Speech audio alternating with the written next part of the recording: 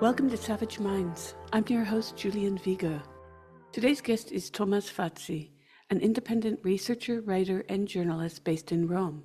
He is the author of several books, including The Battle for Europe, How an Elite Hijacked a Continent and How We Can Take It Back, Reclaiming the State, A Progressive Vision of Sovereignty for a Post-Neoliberal World, and The COVID Consensus, The Global Assault on Democracy and the Poor, A Critique from the Left, co-authored with Toby Green. He is a columnist for Unheard and Compact. I welcome Fazi to Savage Minds. A lot of our listeners, and I think a lot of the world, is very unaware of the kind of control that's exerted outside of our countries where we are in the European Union. I want to go to first your 24 September article titled Europe's Boneheaded Sanctions Regime, published in Unheard, where you cover Ursula von der Leyen's myriad attempts to pressure Russia and more recently to pressure anyone doing business with Russia, to include oil traders and refineries, writing, quote, "On paper, this is presented as a decisive step to cut Russia's war revenues and to force Moscow to the negotiating table. In practice, it is little more than the continuation of a policy that has failed time and time again.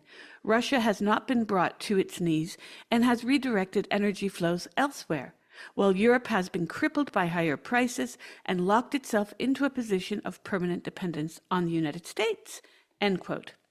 And since the war in Ukraine began, our heating and petrol prices here in Italy, as you well know, and throughout the EU have skyrocketed. And you note in your article also how Russia was the EU's largest supplier of oil and natural gas, where Russia to EU oil imports have dropped from 29 to 2% and gas from 48 to 12%, with now almost half of LNG, liquid natural gas, emanating from the United States, making Europe the most important market for US LNG exports. This is quite disturbing that it seems even, let's skip over the bombing of the pipeline, right? That the EU, any other country bombed that pipeline, they'd be on a terrorist watch list. But since Hersh's wonderful reporting and early on evidence that this was a US operation, nothing has been done. Our bills in Europe, many people are paying as much for heating as they are for rent. This is insanity, and yet our leaders are doing nothing, both on national and EU level, are doing nothing to hinder what seems to be an open-air market to support the US in its kind of hijacking of diplomacy and economy. Yeah, absolutely. Well, yeah, in a nutshell, one could say that under the guise of waging economic warfare on Russia, European elites have actually been waging economic warfare on their own people, as they've been doing for a very long time. So not much new there. It's the whole sanction and anti-Russian sanction story is just one of the most insane stories of economic self-sabotage in history, I would say. We've been hearing the story for the past 3 years that these sanctions were going to cripple the Russian economy within weeks. We were told in the early days of the first sanctions.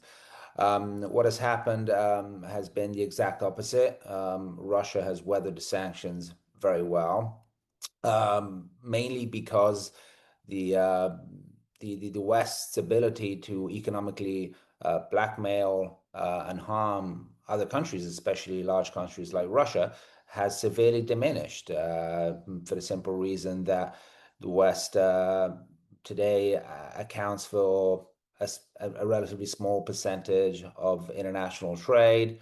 The West no longer has a monopoly over the international payment systems, and so that the idea that the West, the so-called collective West, i.e. NATO, can somehow isolate a country simply because it chooses to do so is an illusion, and hasn't been true for quite some time, largely as a result of new centers of power, not just Russia itself, but of course first and foremost China and the wider BRICS group, which have been working to which would not only represent, of course, very large alternative markets to the West, but have actually been working to create alternative international economic and financial structures, alternative to the Western sort of post-World War II economic financial structures, which is exactly why Russia was simply able quite easily to redirect its exports to other markets, especially in Asia, and was able to use alternative payment systems to the Western payment systems, such as the SWIFT and other payment systems from which Russia was excluded. And this would have been a game changer some years ago, but not anymore. So Russia was able to weather the sanctions very well, and in fact, one might say that its economy was actually helped by them in a sense that it gave them the impetus, it gave them the drive to focus more on boosting their own domestic production. On the other hand, the countries that have been actually damaged by the sanctions are the sanctioning countries. Well, not all the sanctioning countries, the European countries in particular, which have been absolutely hammered by these by the blowback of these sanctions. Now, as a result of them, Europe is still importing huge amounts of gas, but instead of importing cheap pipeline gas from Russia, which, on top of being the cheapest gas that out there, is also the one that has the lowest ecological impact. It's now importing gas from far-flung countries, Qatar, but also especially the United States, which is now the largest exporter of liquefied natural gas, LNG, to Europe. And this gas is much more expensive than Russian gas, and it also has a much greater ecological impact, as one might imagine, because you're shipping it all from halfway across the world. And so this also kind of puts to shame all the Europe's grandstanding about its commitment to the Green Deal and the green transition and all that. And the consequences have been devastating. Energy is the foundation of every economy, and it was the foundation of Europe's sort of industrial base, especially that of its what used to be its economic powerhouse, Germany. So as a result of this massive increase in energy prices, not only have, as you were saying, households and ordinary families been very negatively affected, this has driven up poverty rates and energy poverty rates across Europe. There was in 20 I think it was, yeah, and after the first the winter of 2022, the Economist reported that likely tens of thousands of Europeans had actually died due to the higher energy costs. And we can imagine that the same thing has happened and will likely continue to happen in the future. But it's also very seriously affected industries. Which is why most of the major European economies are either stagnating or in outright recession. This includes Germany, which is effectively deindustrializing. Major industries are moving out of Germany, citing excessive costs as a reason for moving to other jurisdictions, to other countries, other regions.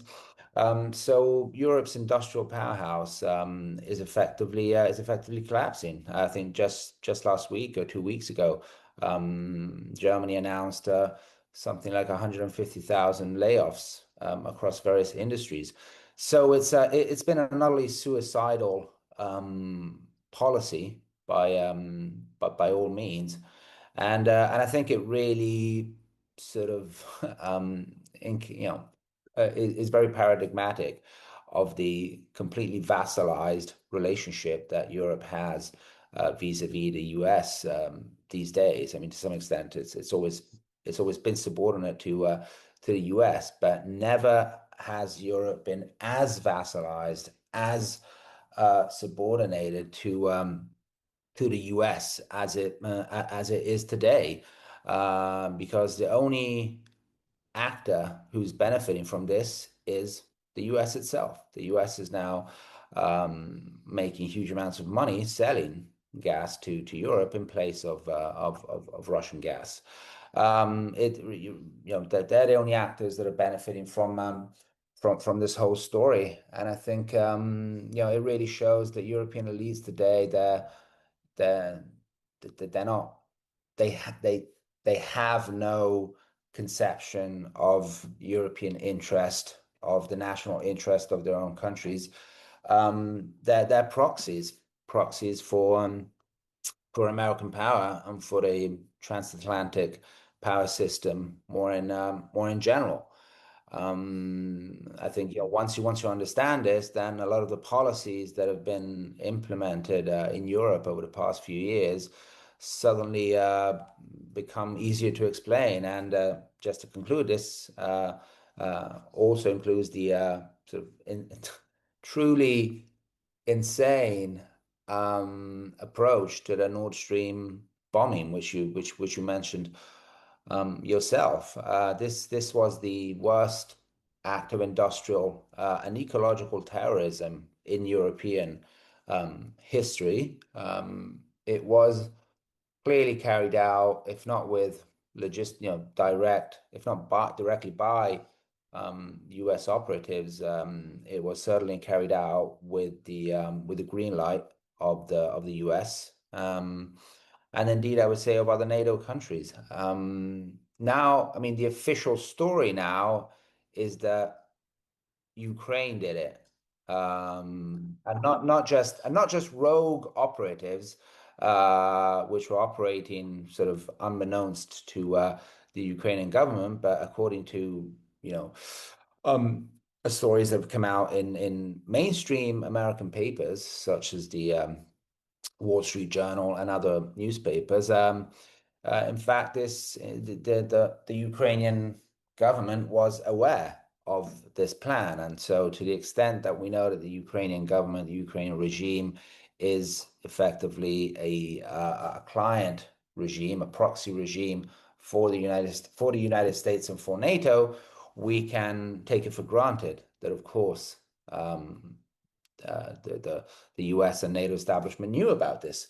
So what we have here is a situation where effectively um, either the US bombed Germany's most important energy infrastructure in alliance with possibly other NATO proxy regimes or states, which may include Poland, Norway, and other countries on top of Ukraine.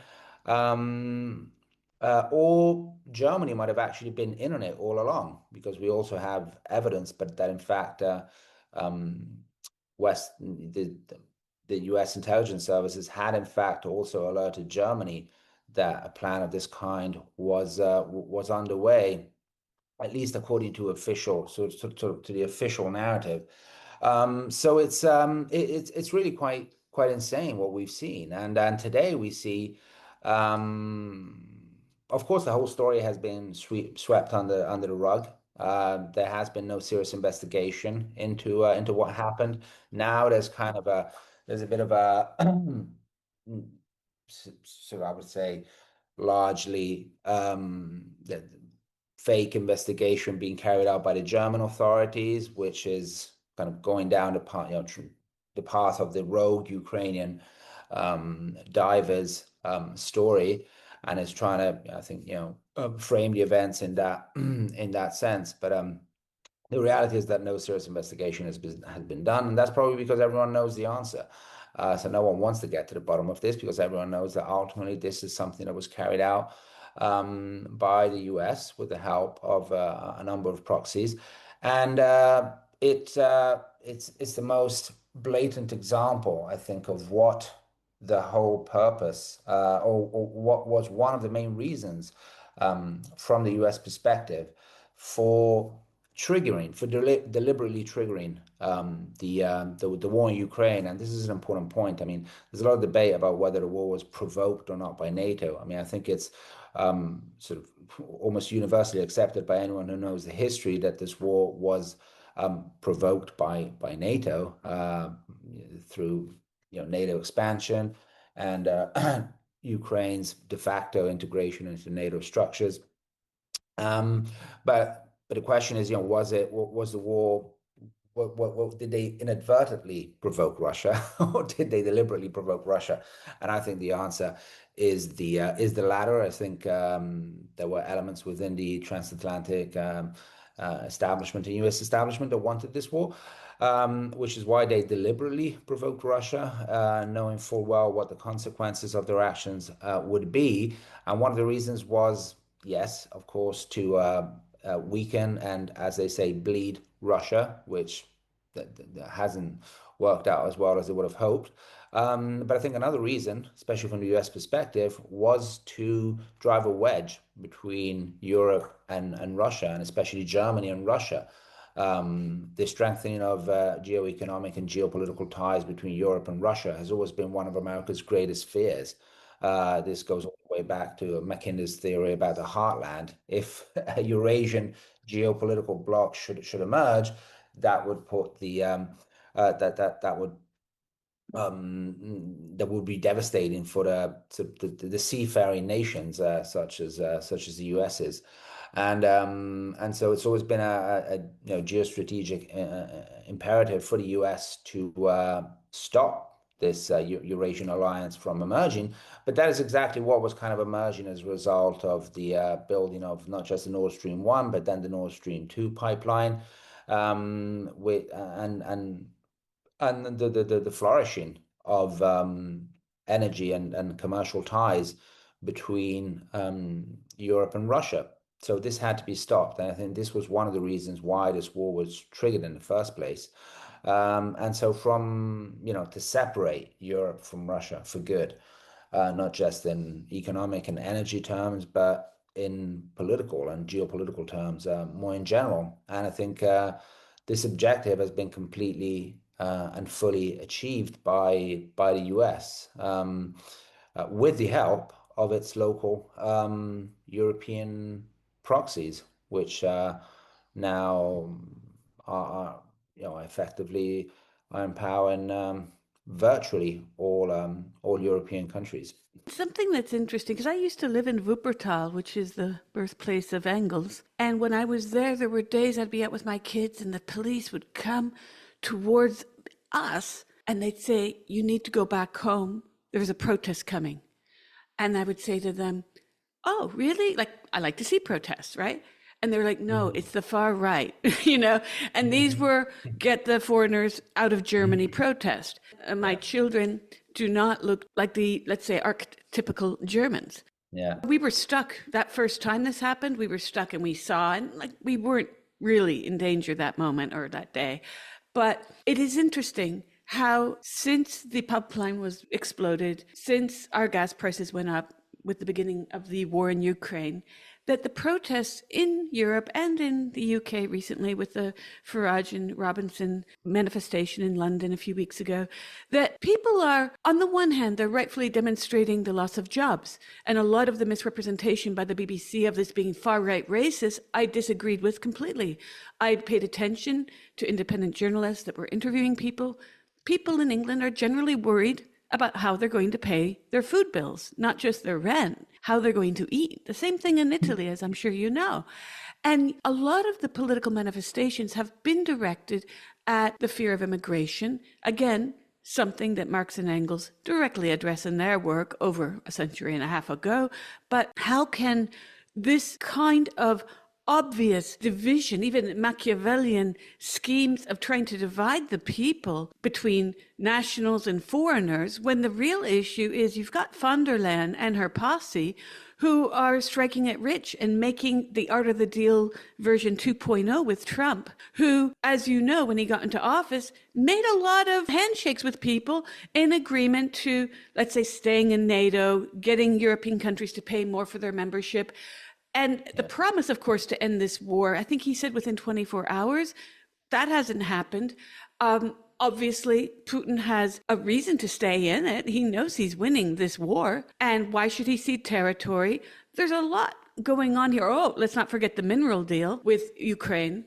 And then, as you rightfully point out, BRICS has shored up a lot of the damage, and not just BRICS, but also agreements between Putin and China and India. And then, of course, Trump comes with his slapping of tariffs on these countries as punishment for helping out Russia.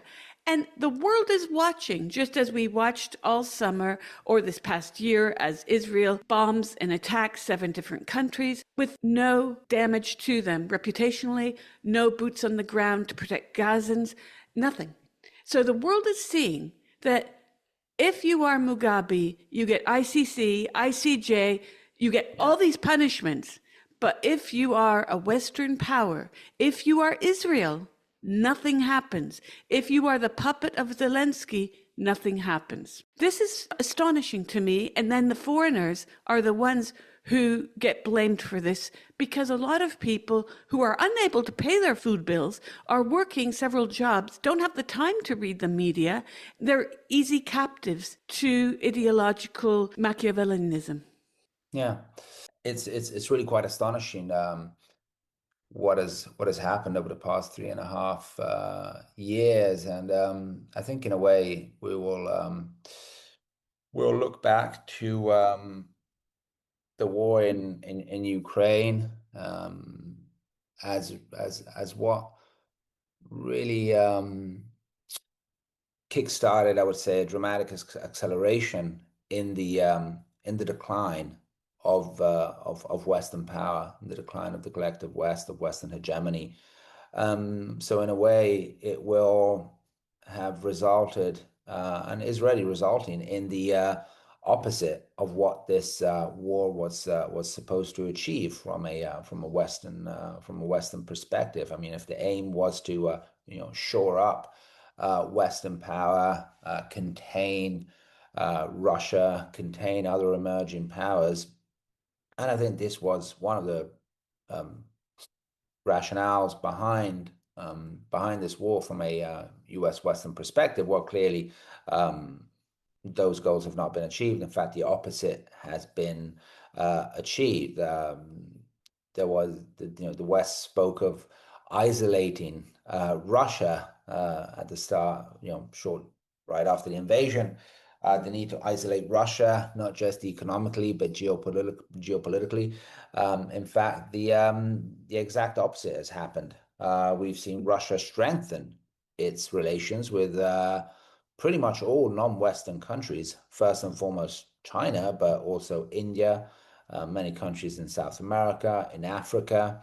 And I think this points to a broader mm, a broader trend, and that is the fact that what we found out over the past 3.5 years is how eager most of the world's countries, the countries of the so-called global south, or what we should more aptly call the global majority, how eager they were to get out from under the boot of Western hegemony, of Western power, because pretty much every country in the world has been abused by Western countries. It's hard to find a country in Africa, Asia, or Latin America that hasn't suffered at the hands of Western colonization, neocolonization, war, regime change, support for fascist dictatorships of all sorts, economic plundering and pillaging by the West, various forms of destabilization, virtually. And so now we're reaping what we've sowed, and what we've sowed is a situation where we don't even realize how hated we are throughout, how hated Western countries are throughout the world. And which is why Russia's standing actually achieved a huge boost in the eyes of the global majority, because in the eyes of a lot of countries and a lot of people outside the West, what they saw was, for the first time in history, a country, Russia, standing up to NATO, standing up to the Western bullies in Europe, in the European capitals, and in Washington. Um, and so Russia kind of became, as a French historian, Emmanuel Todd recently wrote, Russia kind of became the shield, protecting um, standing up for the rights of the global majority against the NATO bullies. And which, we have to put this in the context of the mass death caused by NATO just in the past 20 years, let alone all the previous wars and proxy wars and destabilization campaigns that the West has waged against most of the world. But if we simply limit ourselves to the past 20 years, NATO has caused tens of millions of deaths in the Middle East and um, and in um, and in Afghanistan. I mean, we're not, I mean, so the world's fears are very well justified, just as Russia's fears and concerns at having this highly destructive, highly aggressive, the most aggressive military alliance that has ever existed, sort of setting up base on its on its largest border, um, on its largest single border, was, these fears and concerns were entirely justified given NATO's recent history. And so, yes, that's exactly what we've seen. We've seen, strengthening of not just Russia's ties with countries all across the world, but especially China. So now we have this incredibly powerful alliance, the BRICS, which accounts for almost half of the world population, which accounts for a higher overall GDP than Western countries, which accounts for uh, the highest share of global trade.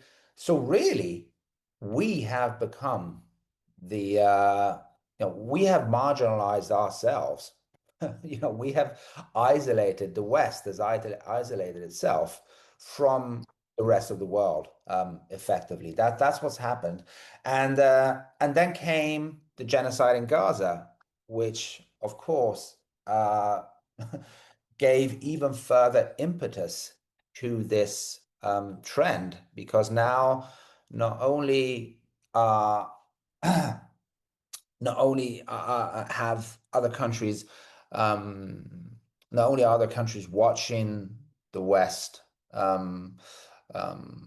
trying to weaken Russia economically, and not just Russia, China, etc., while claiming to stand for, uh, big humanitarian values. But now they're seeing the West do that and make those same arguments, and um, uh, lodge those same criticisms of Putin as, who has been described as, the new Hitler, who has been accused of quote unquote genociding the Ukrainians for well over a year, since the beginning of the invasion.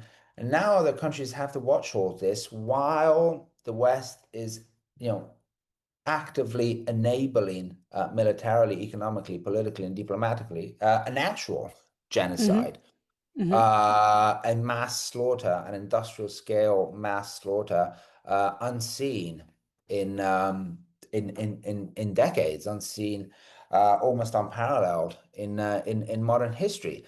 And so, the I think we underestimate just the effect that this insane hypocrisy has had on how other countries perceive the West. I mean, whatever little moral legitimacy or moral standing we had in the eyes of the global majority died in Gaza, along with hundreds of thousands of Palestinians. And so, yes, we are.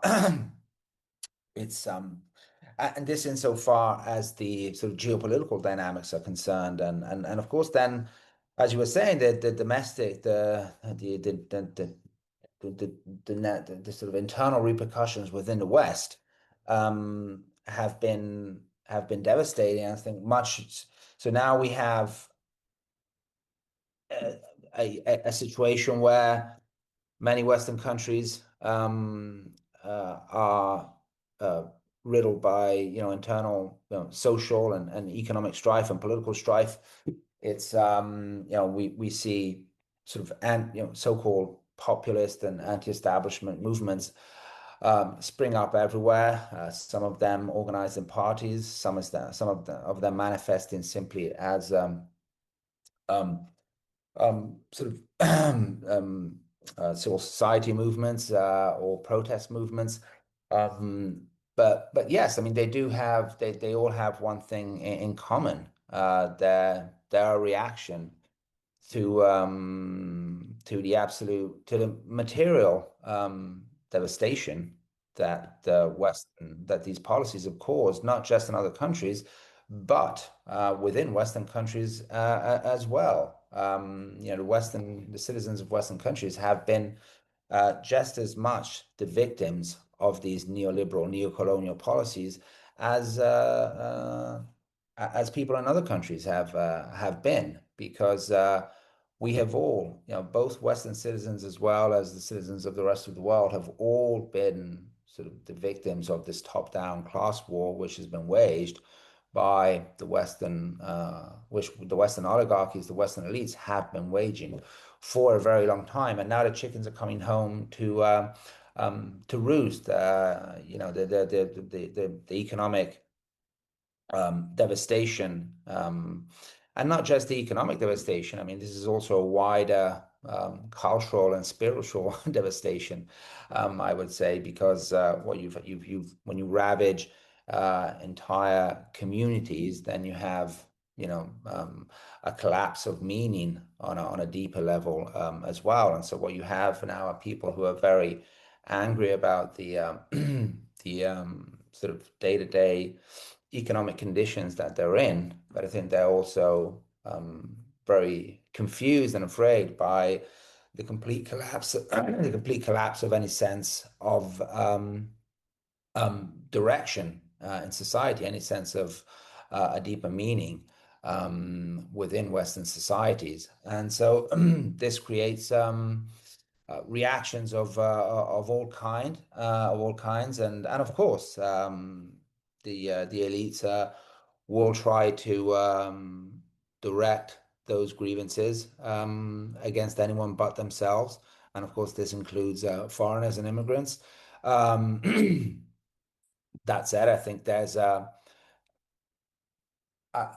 don't think that necessarily all of people's grievances against immigration are sort of superstructural. I mean, or induced by propaganda. I think there might be good reasons for why communities decide that they would like to slow down the level and pace of immigration for whatever reason. And I think in a democracy, people should be listened to. But I think it's all, but it is clear that now that once again the elites are proving very skillful at dividing, dividing and conquering these various movements. Because so if for example if you look at what are the two main political sort of protest movements today in the West, you've got the sort of pro-Palestine left, and then you've got the sort of anti-immigration right. To simplify to an extreme degree, but at that, and I think the UK is a great example of that. And these two groups largely hate each other, but it's but actually when you think about it, they're actually their anger, their protests are targeted at exactly the same elites And they're targeted effectively at the same at the same kind of economic political framework, the same ideology that is behind both, the war, the actual war being waged on Palestinians, and the economic warfare that is being waged on Western citizens. It's part and parcel of the same system. And one could also make the argument that it would be relatively easy to put to get these two groups to to agree, in a sense that it's rather obvious that the complete destruction of not only the past wars in the Middle East, but most clearly the complete annihilation and destruction of Gaza, the ethnic cleansing of the Gazawi people, would result in greater levels of immigration. Where to? Well, to Europe, obviously, right? So I think it would be very easy to for these two groups to find an agreement over the fact that genocide and ethnic cleansing in the Middle East is bad, not just obviously for the victims of genocide and ethnic cleansing, but even for Europeans, because this is ultimately where a large number of those people, once expelled from their land, would end up to. So yes, I think. But to conclude, I think it's worth pondering how long really the system can hold in the West. It's clear that today's leaders, today's politicians in the West are the most delegitimized political class that has arguably ever existed. I mean, they're governing with hardly any consensus, hardly any support. They're terrified of elections because the old tools that they used to resort to control and determine the outcome of elections, first and foremost propaganda, are no longer working that well, which is why we're seeing them increasingly interfere into sort of the actual democratic process itself. We saw this in Romania when an entire election was cancelled, when the wrong guy won the elections. We're seeing insane amounts of interference, not by Russia, but by the EU and NATO in sort of not just post-Soviet states, but increasingly such as Moldova recently, and Georgia, but increasingly EU states as well. And I think this is a sign of how increasingly desperate they're getting. And I think we'll see more of this moving forward. You're listening to Savage Minds, and we hope you're enjoying the show. Please consider subscribing. We don't accept any money from corporate or commercial sponsors, and we depend upon listeners and readers just like you. Now, back to our show. The world can see what's going on here. And what's fascinating is, on the one hand, NATO was established to prevent a third world war, paradoxically is now creating the terrain for a third world war. Yeah. In your mentions of all the damage NATO has done, 2011 Libya, phenomenal destruction of one of Africa's strongest countries with so many resources that now has also fed into the immigration crisis for obvious reasons. Yeah. Can you talk about what many would describe as the piracy of Russian funds, with the recent decision to freeze Russia's central bank reserves, with German Chancellor Friedrich Merz last month suggesting that the EU seize these reserves and then channel them to Zelensky, right? What would be, in his opinion, he was suggesting a 140 billion euro loan for Kiev of Russians, 300 billion already in the account. The central bank would somehow hold these funds, lend half of the funds. And in another unheard article last month, you addressed this very worrying move, stating, quote, "The freeze upended what had long been considered a sacred principle of international finance, the neutrality of central bank reserves. It is broadly acknowledged that freezing Russia's reserves gave powerful momentum to the de-dollarization drive that has accelerated since 2022. Despite this, Brussels is now preparing to double down," end quote.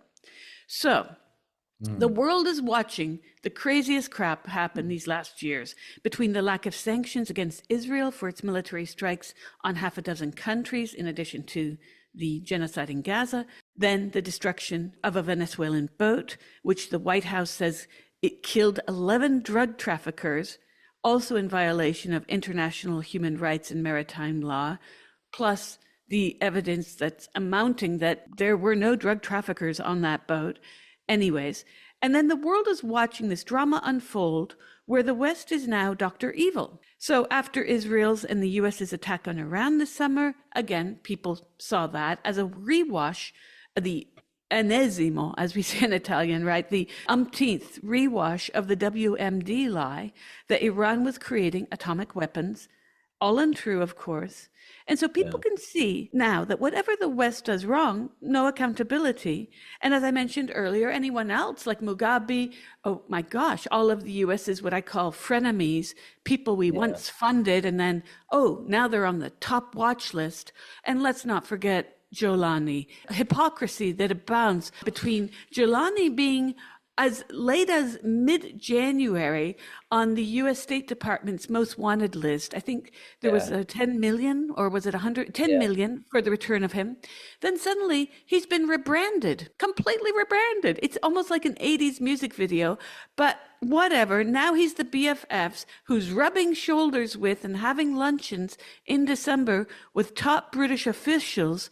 Meanwhile, Palestine Action, including one of our writers, tomorrow, she faces a tribunal for terrorism because she stood with a sign saying that she supports Palestine Action and that she is against the genocide in Gaza.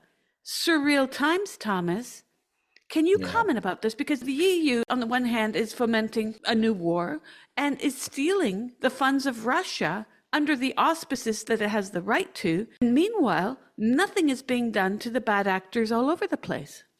Well, I think one of the, I would say maybe one of the silver linings of these absolutely surreal and tragic times that we're living is that it has finally exposed the illusion of international law. We've always So, I mean, I find a lot of the appeals to international law a bit naive because international law, in effect, in practice, has never existed because we know that for a law to exist, there has to be an institution, there has to be someone who can enforce it, which is why laws can only exist within a national context where you've got a state apparatus that can enforce those laws. And of course, we don't have such a global enforcement apparatus at the at the global level. We don't have a quote unquote world government, and it's probably a good thing that we don't have one. But I think we've been operating under the illusion of international law for a very long time, even though we've had countless examples, even in recent history, well before the genocide in Gaza, of international law being blatantly violated, most notably with the 2003 U.S. invasion of Iraq, which was completely illegal. But which no one did anything to stop, because who could have done something about it? So I think so we should understand international law at best as sort of a set of normative principles that we have given ourselves about how countries should behave and what is the moral way of behaving in the international arena. So I think in that sense, again, we have the West has exposed and continues to expose its the absolute moral and ethical vacuum in which it has fallen. And obviously, the Western backed the genocide in Gaza is the most obvious example of this,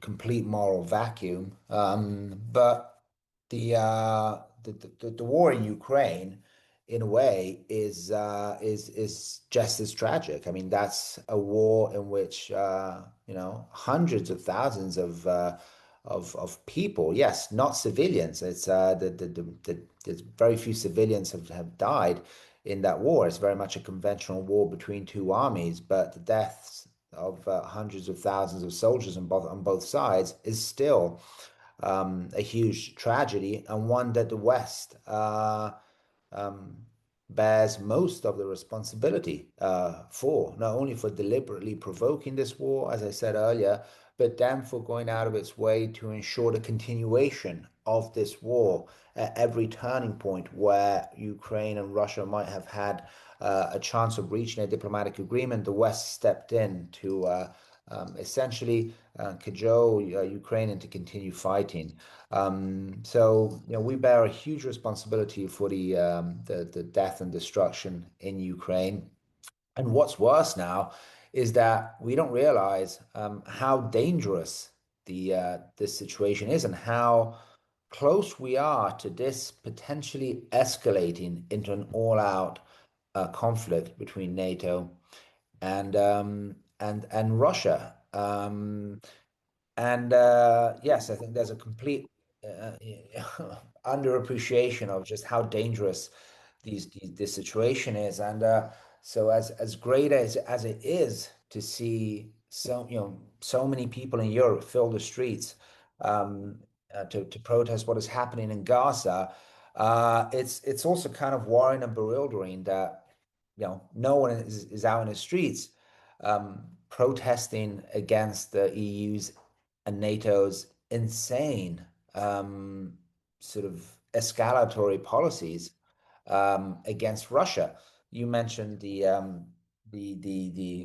proposal to essentially steal Russia's reserves. So reserves are essentially when countries engage in trade, that's how they quote unquote pay each other. Through international reserves, and it's been sort of what has underpinned the international community, we might say, or international trade at the very least, for a very long time, is the idea that reserves are sacred, because that's countries, in order to trade with each other, have to operate under the clearer assumption that no one's gonna that the country that they're selling stuff to is actually going to pay them. It's not going to run away with the money. I mean, this is kind of a basic premise that is needed for international commerce to function. And in fact, the Bank of International Settlements, which is kind of the central bank of central banks, didn't even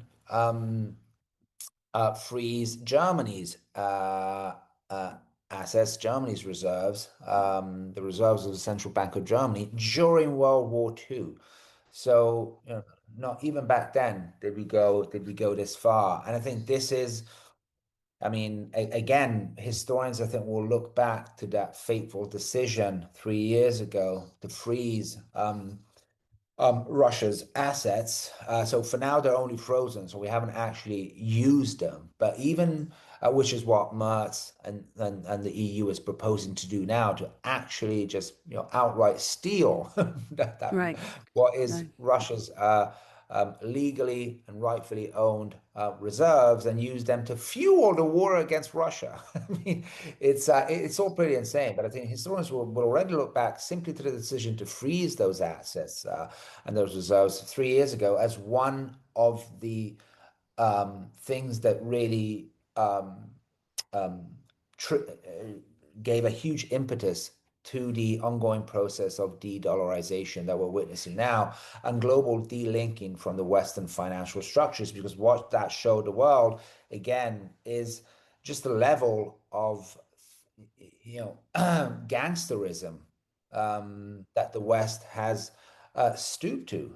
So, now that showed that the West will stop at nothing in its war against anyone that it deems to be its enemy or its adversary, including engaging in blatant forms of financial gangsterism, basically financial larceny. I mean, this is effectively what this was, and so escalating that from simply freezing those reserves to actually using them to fuel NATO's war against Russia, again, would be something completely historically unprecedented, and again would have, I think, very limited effects in terms of how much it would actually damage Russia economically. It wouldn't be that damaging to Russia economically. In fact, I think it would be yet another measure that would backfire on Europe, to the extent that just that Europe also has a lot of reserves um, in Russia. And so, if Russia were to make the same move on European reserves, then Europe would suffer, I think, much more than Russia would. Also because I think Europe's reserves are much higher than the Russian reserves held by Europeans. But more in general, I think it would represent yet another huge impetus for other countries to really sort of de-link as much as possible from the West. And so I think, who would trust, which country would trust putting their money in any European bank, knowing that that money could be stolen at any moment. So I think it would Exactly. be yet another huge economic blow to Europe and to the euro in general, and to the Western financial system more in general. And we should just add to this long list of effectively sort of mafia-like behavior that the West has been engaging in for a very long time. The Dutch government's decision, I think just yesterday or the day before, to effectively seize a Chinese-owned company um, that makes some microchips. I mean, this is literally an act of international piracy. No reason given whatsoever. This is a company that China has spent years investing in and building up, which now, under essentially kind of warlike rules, has just been stolen by the Dutch government, almost certainly under directions from the US. So again, I mean, it's when you put all these various moves and actions in sequence, it's really hard not to sort of get into the future historian's shoes, looking back at this and just seeing how we are clearly escalating towards um, towards a towards an actual world war. I mean, I think we are already within um a sort of multi-pronged world war between, I would say, essentially the West and the West and the rest. I mean, I think that's one way you could sum it up effectively, because that's what it is, and it's a war that we are mostly waging against the rest, who are engaged in mostly defensive moves and defensive actions against the West. But I think when we look at the various conflicts around the world, limiting ourselves to Europe and the Middle East, Ukraine and Gaza, and the various wars being waged by Israel against pretty much all its neighbors. I mean, I think they're part of the same world war, Mhm. effectively. It's Yeah. just one that hasn't exploded into all-out nuclear exchange. But effectively, I think, again, historians will look back at, and I think there'll be a very little disagreement, provided that we survive all this and future historians will actually exist. I think there will be very little disagreement about the fact that, 2020, by 2025, I think they will classify this year as one where, the World War had already started. It had been building up for years. But we are already inside this world war, and just very very briefly, I mean, I think within this context, what the way the Europeans are acting is truly is really truly insane, and it's really hard to understand. I mean, all these provocations, and now we've seen. I mean, it does seem like they are doing everything they can to actually provoke a conflict with Russia. So not just the rearmament programs, but also now we've seen all these fake Russian drone situations, which then were proven to be in some cases just ordinary homeowners using their drones or stuff like that. Or all these, recently we've seen all this talk of Russian planes entering into NATO airspace. Well, I mean, in that region, this happens quite often, and it's always been happening. NATO planes sometimes veer off into Russian territory, and vice versa. This has always been the case, but now suddenly these become allegedly, lethal threats, but from Russia. So this ramping up of this alleged Russian threat is truly scary. First and foremost, because it's completely baseless. The idea that Russia wants to or is planning to attack Europe, invade Europe, occupy Europe, is just utterly insane. Russia has no rational economic or military interest nor does it have the means, I would add, to occupy Europe. But why would it want to do so in the first place? Considering that this is really the largest country in the world. So why would it want to? Russia clearly has shown that it does not want to escalate this war, what is effectively a proxy war with NATO, into an all-out war with NATO. And I think there's clear evidence of that in the very restrained way that Russia has reacted to the countless provocations by the West in recent years. I mean, I think we often forget that as we speak, Ukraine is bombing is bombing targets deep into Russia. We've also seen drone strikes, all the way up to Moscow, entirely with Western support. So it's effectively as if the West itself is indirectly bombing Russia. So we have to be grateful that we have someone as um, rational and clear-headed as Putin in the Kremlin, because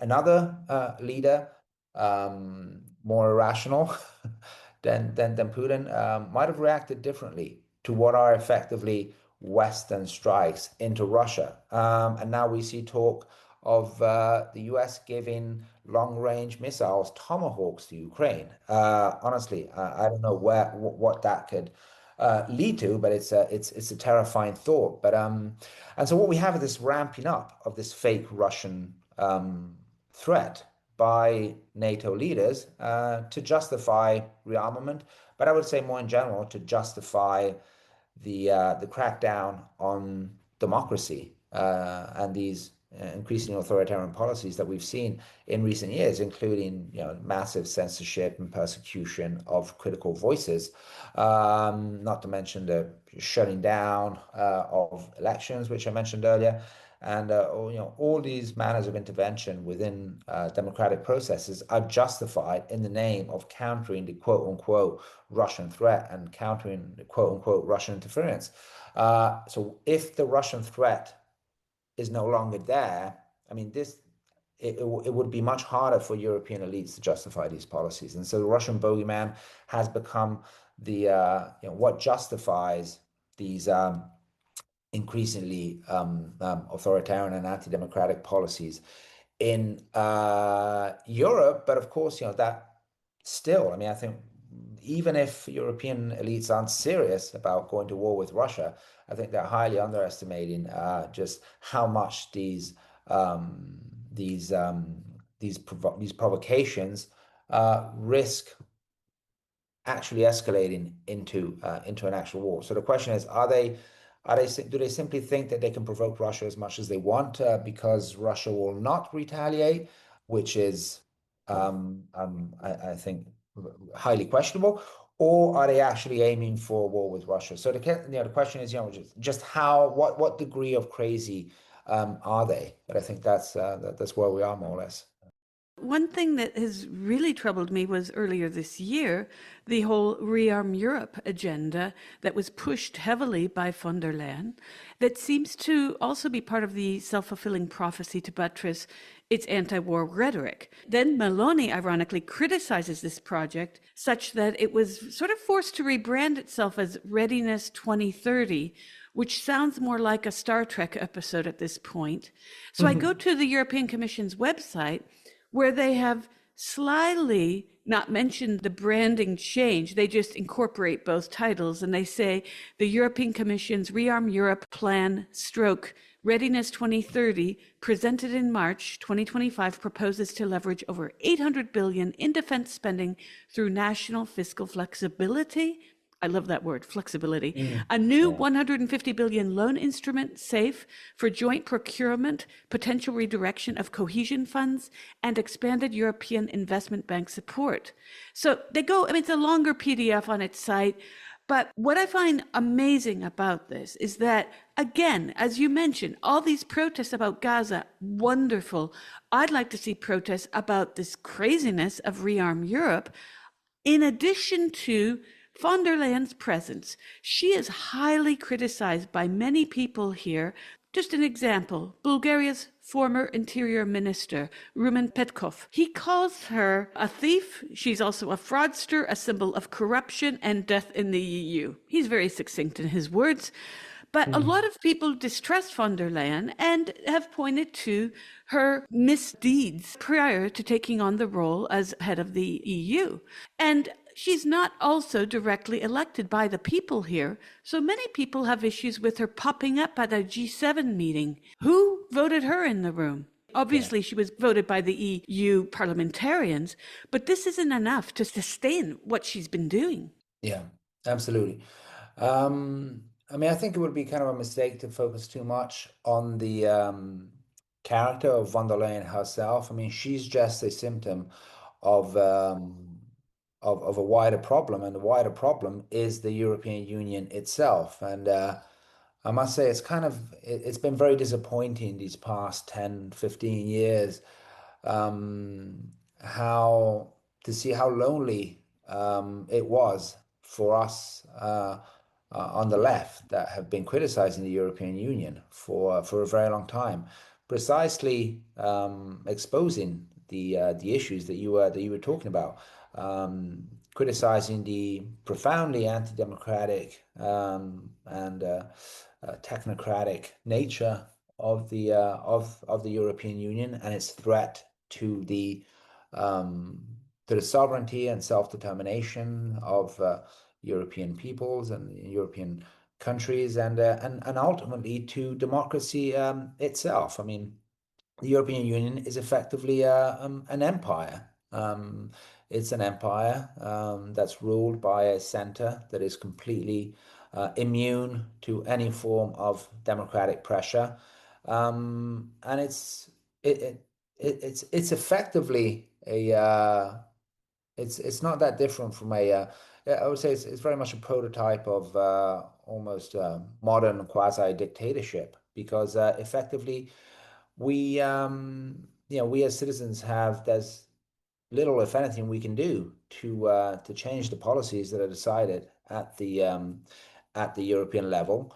Governments, of course, potentially have a bit more power, but once you've given away all your basic tools of statecraft, especially economic statecraft, and you've um, delegated them to this supranational institution, which is the European Union, that makes governments and member states themselves very much susceptible to economic and financial blackmail from Brussels. And that's exactly what we've seen in recent years.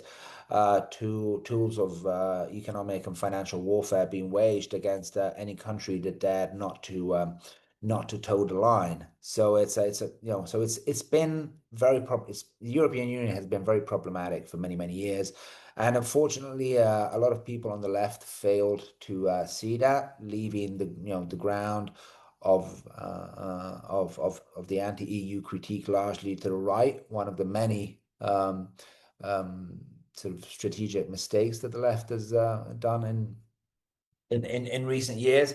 So it's great to see a lot of people on the left finally waking up to the reality of the European Union, but this is about much more than just von der Leyen. And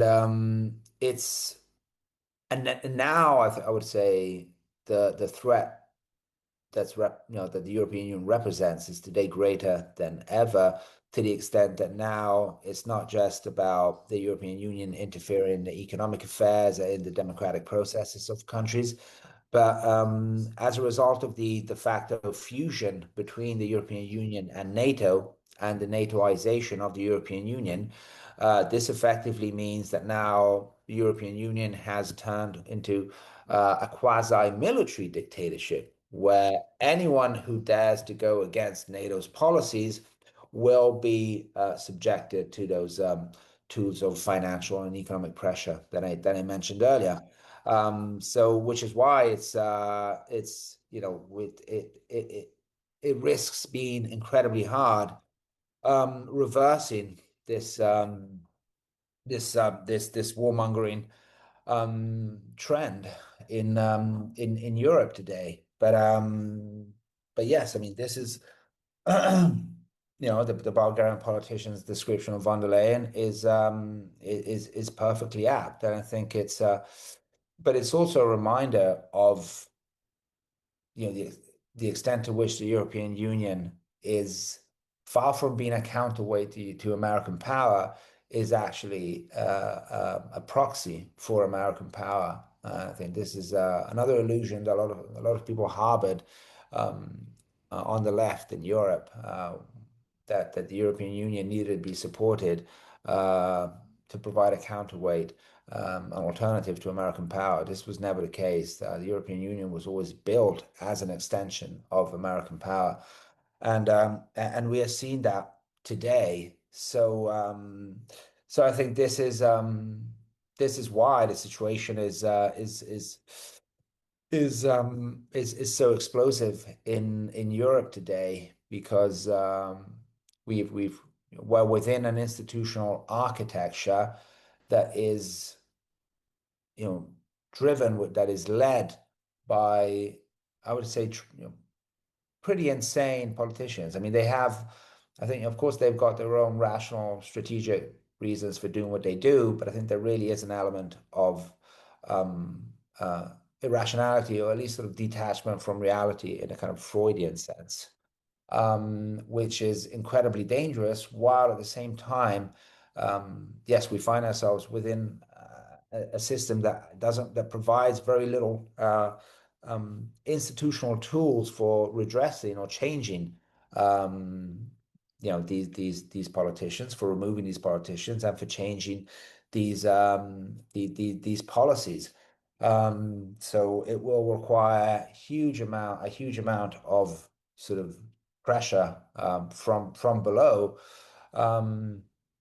to invert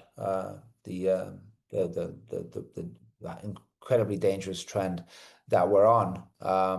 But that's no reason for not trying. And so yes, I agree. I think we definitely should be doing more to get people out on the streets to protest not just what is happening in Gaza, but also to protest NATO's policy versus Russia more in general, because, as I said earlier, after all, these are different fronts in the same war that NATO and the West are waging against the rest of the world and against their own people. Last week was too much for me. I ended up getting mobbed by feminists who insisted on the rape hoax of 7 October. We've addressed that many times. We have two writers working on this all the time. And you can never say the truth enough. Despite everyone having access to Google, having a mobile phone, social media, it doesn't matter what the facts are anymore. Who would have foreseen that? Well, I guess Chomsky and Herman did. Yeah, yeah. As you said, it's the ultimate form of gaslighting for those that have been committing genocide for the past 2.5 years to now say that we should all, that we should praise them for having momentarily paused the genocide and the mass slaughter for a moment. It's just it's really quite sickening and disgusting, and really points to the kind of Orwellian times that we live in. We're expected, simply because we have finally a ceasefire. We'll see how long that lasts. In fact, Israel has already violated it. People continue to die in Gaza as well as in the West Bank. So I think what we're seeing for now is simply a pause in the industrial scale mass slaughter of Palestinians, but Palestinians will continue to be murdered. But we're expected to forget what we've seen, even assuming that the ceasefire holds and that the killing of Palestinians stops today. And we know that that won't happen. But even if it were to happen, to expect the world to forget the horror of the slaughter of the genocide that we've seen in Gaza over the past 2.5 years. So we're talking about hundreds of thousands of Palestinians murdered, many of them, children. Talking about tens of thousands of children, many under the age of 1, deliberately targeted and slaughtered by Israel. And now we see, the Zionists take to social media and ask, well, why are people still protesting, or why aren't you out in the streets celebrating? And they seem to think that people and Israel, both Israel and the Western governments that backed Israel and continue to back Israel, seem to think that people will just forget what they've witnessed and go back to their normal lives and pretend nothing ever happened, and we'll go back to treating Israel as a normal country. I'm sorry to say for them that this isn't going to happen. I think this genocide has really opened up people's eyes about the criminal and genocidal nature of the Zionist regime, and the unspeakable horrors that Palestinians are subjected to on a daily basis, and were already subjected to way before the genocide in Gaza. So it's really quite disgusting and sickening to see the culprits, those who are materially responsible for committing this genocide, now presenting themselves to the world as great humanitarians and peacemakers. It's just sickening, simply because they have decided finally to pause the genocide after having not only killed, as I said, hundreds of thousands of people, but after having completely destroyed, flattened, annihilated Gaza. I mean, there is nothing left in Gaza. So this whole notion of Gazans quote unquote returning home is completely farcical. There are no homes left. There is nothing left. I mean, anyone can look at the aerial views and aerial shots and even satellite imagery of Gaza, and it's been completely flattened. I mean, there is nothing left. And so, and this also points to not only the fact that there is no prospect for Palestinians in Gaza, it also means that people will continue dying simply as a result of lack of medical attention, hunger, thirst. I mean, the situation continues to be utterly apocalyptic in Gaza. So I would say that at best, what we'll see is a slowing down of the genocide. But I think looking forward, the question is, what are the prospects for Palestinians? There are no prospects. At best, Palestinians will go back to a status quo that is infinitely worse than the status quo that existed, 5 years ago, when it was already awful. So they will continue to live under, they will continue to be subjected to apartheid, torture, murder, brutalization of all sorts in their everyday life. And and on top of that, now we're going to see Gazans being placed under this kind of neo-colonial guardianship, where they will continue to slowly be ethnically cleansed. And so, yes, I mean, this whole talk of a Palestinian, oh yes, and people should rejoice about the formal recognition of a Palestinian state. I mean, that might be important in purely symbolic terms, but in concrete terms, it doesn't mean anything. That means there is no land on which to create a Palestinian state. Israel controls all Palestinian land. They have no intention of giving it back. So all this talk really only serves to mask the reality of the continuation of the genocidal Zionist project. I mean, this is really what it amounts to, and I think yes, the reason they decided to finally implement this, quote unquote ceasefire now is purely due to strategic considerations on Israel and the US's behalf. And I think this partly also has to do, I think, with the fact that, especially, I think maybe the US was realizing that the continued slaughter in Gaza was unsustainable, both for sort of, both in terms of the US's legitimacy, more in general. I think they're smart enough to realize just how devastating the US's unconditional support for Israel has been these past few years, and so I think there was a realization of the need to kind of put this on hold. Also to stop the protests. I mean, I think this is also a result of the mass solidarity movement that we have seen that we've seen across the world, and especially in the West over these past 2.5 years. So I think we shouldn't underestimate the impact that had also on this decision.